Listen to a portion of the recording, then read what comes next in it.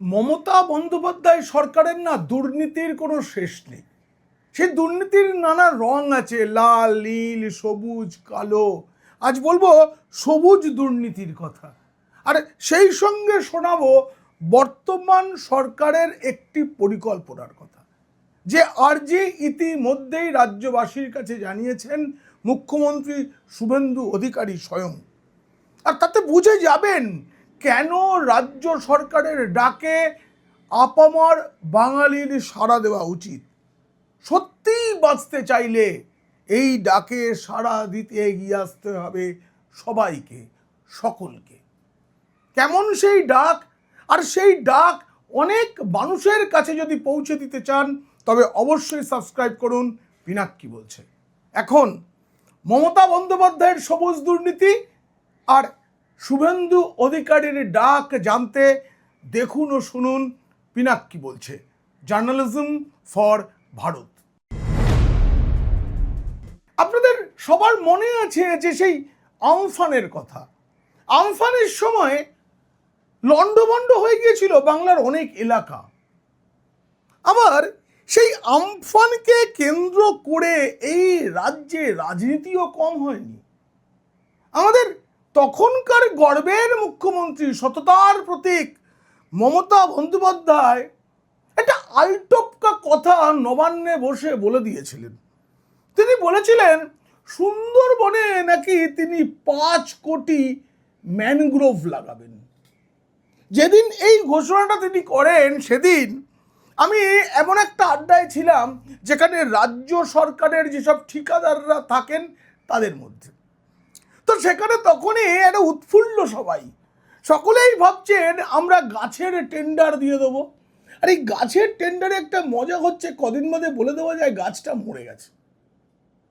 গাছটা রোদ জল পায়নি বলে মরে গেছে, আমার কোনো দোষ নেই। তাই ফলে 1 কোটি গাছের টেন্ডার নিয়ে 1 লাখ দিলেই অনেক। সাধারণ মানুষ 1 লাখ দেখলেই মনে করবেন এখানে কোটি কোটি গাছ আছে। সেই মতো কাজ হয়েছিল।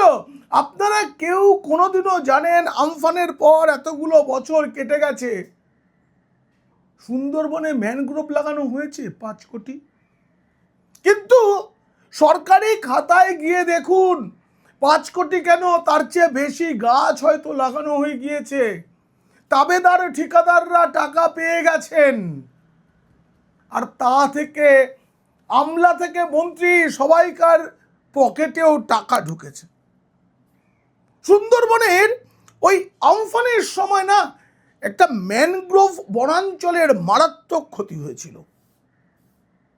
কিন্তু একটা জিনিস মনে রাখতে হবে, যখন যখন সুনামি এসেছিল, আয়লা এসেছিল, তখন অন্য রাজ্যের তুলনায় পশ্চিমবঙ্গের ক্ষয়ক্ষতির বিচার করছি না, কিন্তু কলকাতা বেঁচে গিয়েছিল এই ম্যানগ্রোভের জন্য। ম্যানগ্রোভ অনেক বড় ঝড়কে বুকে আগলে নিয়ে কলকাতা পর্যন্ত পৌঁছতে দেয় না। আমাদের রাজধানী শহর যেটুকু লন্ডভন্ড হয় তার চেয়ে অনেক বেশি হতে পারে যদি ওই ম্যানগ্রোভ বনাঞ্চল না থাকে। কিন্তু আপনারা জানেন আমাদের প্রতিটি সমুদ্র এলাকায় হোটেলের পর হোটেল হয়েছে গাছ কেটে। যে কোনো নদী বা সমুদ্রের একটা বহমান এলাকা থাকে, তার পাশাপাশি জল যখন বেড়ে যায় তার জন্য তার অতিরিক্ত এলাকা থাকা দরকার। কিন্তু এখন ম্যানগ্রোভ লাগাবার জায়গা কোথায়? তটে গাছ কেটে একে একে ফিশারিজ তৈরি হয়েছে, সমুদ্রের জলে ভালো মাছ চাষ হয়, এখন হোটেল হয়েছে। কিন্তু সুন্দরবনের স্থায়ী প্রয়োজনীয়তার কথা, উন্নয়নের কথা অনেক হয়েছে, আলাদা মন্ত্রক হয়েছে, কিন্তু হয়নি। 2004 সালের ডিসেম্বরের সুনামির তাণ্ডব কিন্তু এই ম্যানগ্রোভই কলকাতা পর্যন্ত সেভাবে পৌঁছতে দেয়নি। শুধু এই কলকাতা শহরকে বাঁচানো নয়, আজকে গোটা রাজ্যে সবুজের অভাব।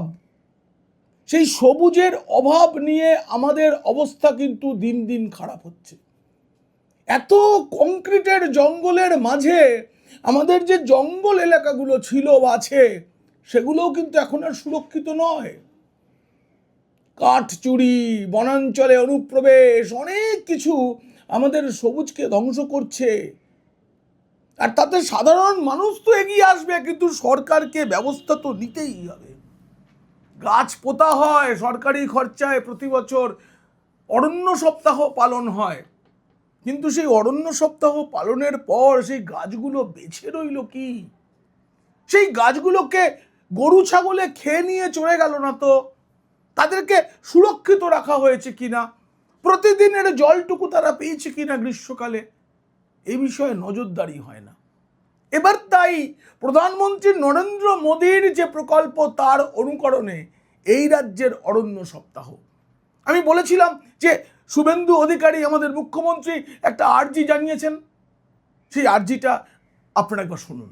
14 জুলাই থেকে 20 জুলাই অরণ্য সপ্তাহ উদযাপন। মাননীয় প্রধানমন্ত্রী নরেন্দ্র মোদীজির আহ্বান, মায়ের নামে একটি গাছ। 5ই জুন 2026 বিশ্ব পরিবেশ দিবস থেকেই আমরা শুরু করেছি সবুজায়নের লক্ষ্যে সবুজ পশ্চিমবঙ্গ।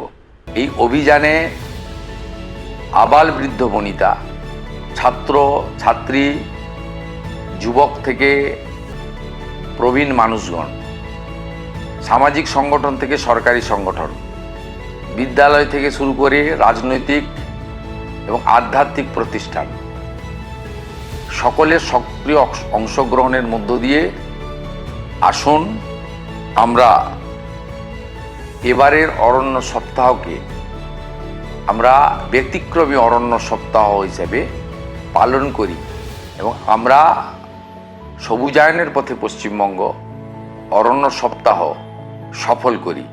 আপনাদের সকলের সহযোগিতা প্রার্থনায় শুভেন্দু অধিকারী, আপনাদের মুখ্যমন্ত্রী। শুনলেন, এই কাজটা তো সকলকে নিয়ে করতে চাইছে রাজ্য সরকার, মানে রক্ষণাবেক্ষণের দায়িত্বটাও সকলকে নিতে হবে। এটা খুব ভালো উদ্যোগ, আমি নিজে করব। দেখুন, এই রাজ্যে 100 দিনের কাজের প্রকল্পেও বৃক্ষরোপণ কর্মসূচি রয়েছে, কিন্তু আপনারা যারা গ্রামেগঞ্জে থাকেন, যেখানে 100 দিনের কাজে বৃক্ষরোপণ হয়, তারা জানেন সেটা কিভাবে হয়, কত চুরি, কত দুর্নীতি হয়। আমি একবার খানাকুলের রামমোহন গ্রামে গিয়েছিলাম, সেখানকার 2 নম্বর পঞ্চায়েতে একটা এই গাছ পোতার কেলেঙ্কারি দেখেছিলাম। একটা ছোট্ট এলাকা, 49,000 টাকা সেখানে নয় ছয় হয়েছিল। যারা গাছ লাগানোর শ্রমিক, মানে 100 দিনের কাজ করেছেন, তারা বলছেন যে আমরা গাছ পুঁতেছি, কিন্তু তার টাকা পুরোটা পাইনি, তৃণমূল নেতারা কেড়ে নিয়েছেন। আমি ওইখানে একটা হেলান গ্রাম আছে, সেখানকার পালদিঘির খেলার মাঠের চারধারে গাছ লাগানো কর্মসূচির একটা অনুমোদন হয়েছিল 2014 সালের জুলাই মাসে। অনেকগুলো বছর আগের কথা, কিন্তু আপনারা মনে রাখুন সেই সময়ের তথ্য আমি খুঁজে বের করলাম। শ্রমিকদের মজুরি এবং গাছের চারা কেনার জন্য 48,839 টাকা অনুমোদন দিয়েছিল রাজ্য সরকার। কিন্তু আমি গিয়েছিলাম পুজোর আগে আগে, সেপ্টেম্বর এরকম সময়, তখন গিয়ে জানতে পারলাম 100 দিনের কাজ হলে তো একটা বোর্ড লাগাতে হয়, কাজ হলো, বোর্ডটাও নেই, উদাও। আর তারপরে পঞ্চায়েতে খোঁজ নিয়ে জানতে পারি অনলাইনে মাত্র 10,825 টাকার কাজ হয়েছে, এটা নথিভুক্ত আছে। বাকি টাকা কোথায়? কোথায় টাকা? চারা কেনা হয়েছে 4,700 টাকার, বাঁশ কেনা হয়েছে 4,742, এত কিছু করেও 10,825 টাকা। বাকি টাকা কার পকেটে?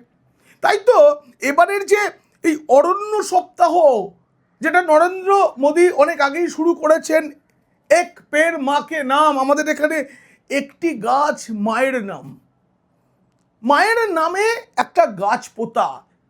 আমরা যেমন করে মায়ের যত্ন নিই, তেমন করে আমাদের দেশমা প্রকৃতি মায়েরও যত্ন নিতে হবে। আসুন না আমরা সবাই অংশগ্রহণ করি।